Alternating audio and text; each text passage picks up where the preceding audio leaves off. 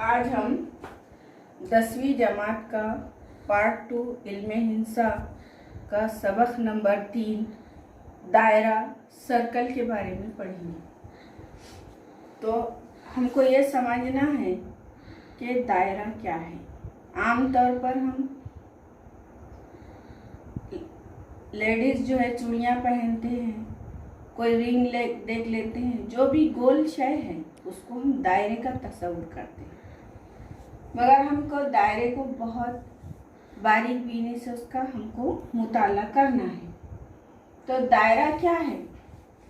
दायरा दरअसल मुस्तवी में, मुस्तवी बोले तो तीन गैर हमखती नुकात से कायम होने वाली शक्ल को हम मुस्तवी बोलेंगे। तो मुस्तवी में मुतय्यन नुक्ता, मुतय्यन बोले तो कायम, मुस्तवी में मुतय्यन नुक्ते से हम फासला नुकात का सेट दायरा कहलाता है। यह आपके सामने एक शक्ल है दायरे की। यह मुतय्यन नुक्ता है जिसको हम दायरे का मरकज कहेंगे, और उससे हम फासला है तो कितने भी अगर हम निस्कुतर इसमें खींच दें, कितने भी खींच दो, बेशुमार निस्कुतर खींचेंगे तो कोई भी नुक्ते से लेकर तो वो क्या कहलाएगा? दायरा। दायरा यानी क्या? मुतय्यन नुक्ते से हम फासला नुकात का सेट। वो जो नुकात है वो इतने करीब हो जाते हैं कि वो एक दायरा नजर आता है। दरअसल वो तमाम नुक्तों का सेट होता है। तो दायरा क्या है? मुतय्यन नुक्ते से मसावी फासले पर वाक़ तमाम नुकात के सेट को हम दायरा कहते हैं। अब दायरे के बारे में हमको बहुत बारीकी से पढ़ना है। दूसरा पॉइंट है हमारा दायरे के बुनियादी तस्वुरात। अब बुनियादी तस्वुरात क्या है? उसमें पहला पॉइंट है दायरे के मरकज से, देखो सेंटर, मरकज यानी सेंटर, दायरे के मरकज से वितर, ये वितर है। वितर कौन है यहाँ पर? A B. दायरे के मरकज से वितर पर खींचा हुआ उमूद वितर की तंसीफ करता है। ये मसला है। क्या मसला है? दायरे के मरकज से वितर पर खींचा हुआ, ये वितर है, वितर पर खींचा हुआ उमूद वितर की तंसीफ करता है। वितर क्या है? वितर बोले तो दायरे पर अगर हम कोई दो नुक्ते लेते हैं, दायरे पर कोई दो नुक्ते लेकर कोई खत अगर खींच देते हैं तो वो खत क्या कहलाता है? वितर। अब मरकज से भी अगर हम कोई खत खींचते हैं तो वो भी वितर कहलाता है, लेकिन हम उसको कुतर कहते हैं। जो वितर मरकज से गुजरता है और दायरे का सबसे बड़ा वितर होता है उसे कुतर कहते हैं। लेकिन यहाँ पे वितर है, मरकज से नहीं गुजर रहा हो, तो ये वितर है। ये भी क्या है? यहाँ पे जो खत खींचा हुआ वितर है, और मरकज से क्या खींच रहे हमें? उमूद। उमूद का मतलब यहाँ पे एम पे 90 दर्जे का जाविया बन रहा है। अगर कोई दायरे में वितर के ऊपर कोई उमूद खींच देते हैं तो जो उमूदी नुक्ता, जो नुक्ता आता है वो नुक्ते से फासले कैसे होते हैं? मसावी होते हैं। तो देखो यहाँ पर दिया है OM उमूद है वितर ए बी पर, और एम पे की उमूद होने की वजह से कितने दर्जे का जाविया बन रहा? 90 दर्जे का। और एम क्या है? दरमियानी नुक्ता है। ए बी का कैसा नुक्ता? एम दरमियान में है ए और बी के। बोलने का मतलब एम दरमियानी नुक्ता है, इसलिए एम क्या होगा? मसावी होगा बीएम के। एम का फासला किसके मसावी होगा? बीएम के। बोलने का मतलब ये है अगर कोई दायरे में मरकज से अगर हम वितर के ऊपर उमूद खींचते हैं तो फासले कैसे, जो उमूदी खिता होता है वितर की तंसीफ करता है, वितर को आधा कर देता है, और वो फासले कैसे हो जाते हैं? मसावी। किसकी वजह से? उमूद की वजह से फासले मसावी हो जाते हैं। ये एक बुनियादी तस्वुर है। दूसरा तस्वुर क्या है? किसी दायरे के मुतमासिल वितर, दायरे के मरकज से हम फासला होते हैं। अगर ये दायरा है, दायरे में यहाँ पे कितने वितर बताए गए हैं? 2 वितर।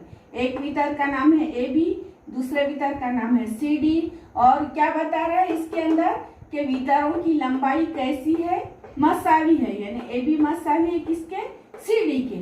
जब वितर मसावी होंगे तो उनसे जो हम उम्मीद खींचेंगे वो उम्मीदी फासले भी मसावी होंगे। बोलने का मतलब अगर ए बी सी डी के मसावी है तो एम ओ एन के मसावी होगा, क्योंकि वितर मुतमासिल हो तो मरकज से खींचे गए फासले भी मुतमासिल होते हैं।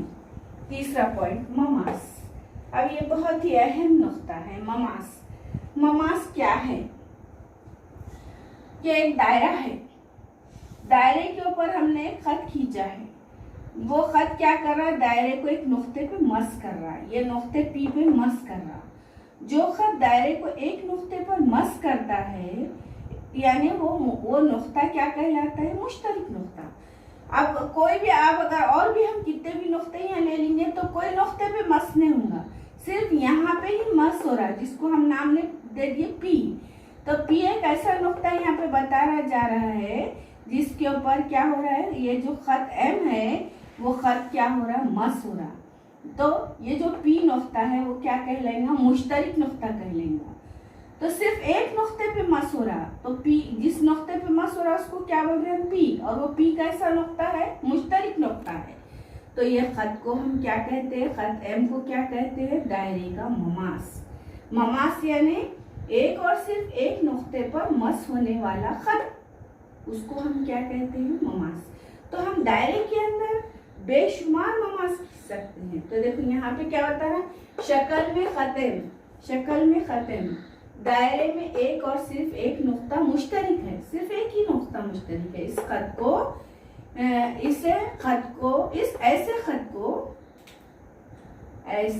ऐसे खत को दायरे का ममास कहते हैं। यानी यहाँ पे एम क्या है, खते ममास है, और बी क्या है, दायरे का मरकज है। और जो नुक्ते पे मस होता है वो नुक्ते को क्या कहते हैं, तमासी नुक्ता। तो पी क्या है यहाँ, तमासी नुक्ता या नुक्ता तमास। तमासी नुक्ता किसे कहते हैं, जिसपे ममास मस होता है या मुश्तरिक नुक्ता होता है, ऐसे नुक्ते को हम दायरे का तमासी नुक्ता कहते हैं। यहाँ पे खत एम जो है तो ममास है, नुक्ता पी तमासी नुक्ता है, बी दायरे का मरकज है। अब हमको चौथा पॉइंट पढ़ना है, खाते खत। खाते खत क्या है, दायरे के अंदर ये दो मुश्तरिक नुक्ते हैं, ये तीर के निशान से खत एल बताया गया है। खत एल क्या कहलाता है, खाते खत। क्यों खाते खत कहलाता है, क्योंकि वो दायरे के उस खत में दायरे के दो मुश्तरिक नुक्ते शामिल है। तो यहाँ पे क्या है, शक्ल में खत एल और दायरे में दो नुकात मुश्तरिक है, ऐसे खत को दायरे का खाते खत कहते हैं। यानी अगर दायरे के दो मुश्तरिक, एक नुक्ता रहा उसमें से जो खत गुजरता है उसको ममास बोलेंगे, और दो नुक्ते रहेंगे, दो नुक्ते मुश्तरिक रहेंगे, तो ऐसे दो नुक्तों को क्या कहेंगे हम, खाते खत। यहाँ पे हम वितर बोल रहे, वितर बोले तो दो नुक्ते दायरे पर वाक़ दो नुक्तों से मिला दे रहे खत को, तो ये वितर हो गया। यहाँ पे वितर है, यहाँ पे खाते खत है। खाते खत बोले तो तीर के निशान से आगे बढ़ा दिए उसको, तो वितर को हम आगे बढ़ा रहे, वो क्या बन गया, खाते खत। क्यों खाते खत बन गया, क्योंकि वो दायरे के दो मुश्तरिक नुकात उसमें शामिल है। पांचवा पॉइंट है ममास निस्बतर मसला। अब ममास निस्बतर मसला क्या है, हर ममास बोले तो कितना, कोई भी ममास हम खींच ले तो हर ममास तमासी नुक्ते से खींचे गए निस्बतर पर उम्मीद होता है। अब ये शक्ल है, ये शक्ल के अंदर ओपी क्या है, दायरे का निस्बतर है, ओपी दायरे का निस्बतर है, और खत एम जो है तो खते ममास है, और पी जो है तो तमासी नुक्ता है। तो कोई भी अगर हम यहाँ पे भी क्या हो रहा है, ममास अगर हम यहाँ पे अगर समझो इसके ऊपर अगर हम एक निस्बतर खींच देते हैं तो ये क्या हो गया, उम्मीद हो गया। तो बोलने का मतलब ये है कि कोई भी ममास खींचा जाए तो उससे अगर हम निस्बतर खींचते हैं तो वो ममास निस्बतर पर उम्मीद होता है, उसको कहते हैं ममास निस्बतर मसला। तो ममास निस्बतर मसला क्या है, हर ममास, कोई भी ममास खींचो, कितने भी ममास खींचो, वो जिस नुक्ते से खींचे जाते हैं उस नुक्ते से जो निस्कुतर खींचा जाता है उस निस्कुतर पर वो ममास उम्मूद होता है। बोलने का मतलब ओपी उम्मूद है किस पर? खत एम पर। खत एम क्या है? यहाँ ममास है। ममास के ऊपर कौन उम्मूद है? निस्कुतर। निस्कुतर किसे कहते हैं? दायरे के मरकज से दायरे पर वाक़े नुक्ते को मिलाने वाला खत, दायरे का निस्कुतर। या खुतर को हम आधा कर देंगे, जो वितर मरकज से गुजरता है उसको खुतर कहते हैं, खुतर का आधा निस्कुतर। अब यहाँ पे आपको पढ़ना है बेरोनी नुक्ते का मसला। तो अब यहाँ पे एक दायरा है और दायरे में यहाँ पे दो ममास खींचे गए हैं। एक ममास पी क्यू है, दूसरा ममास पी आर है। दोनों बेरोनी नुक्ते से खींचे गए हैं। तो कोई भी बेरोनी नुक्ते से अगर हम एक ही दायरे पर दो ममास खींचते हैं तो ममासों की लंबाई मुतमासिल होती है। बोलने का मतलब ये P से Q तक का फासला मसावी किसके होगा? ये P से R तक के फासले के, यानी ये फासले कैसे होंगे? मसावी हो जाएंगे।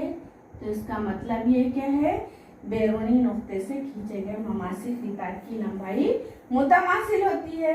बोलने का मतलब PQ की लंबाई किसके मसावी है? PR के।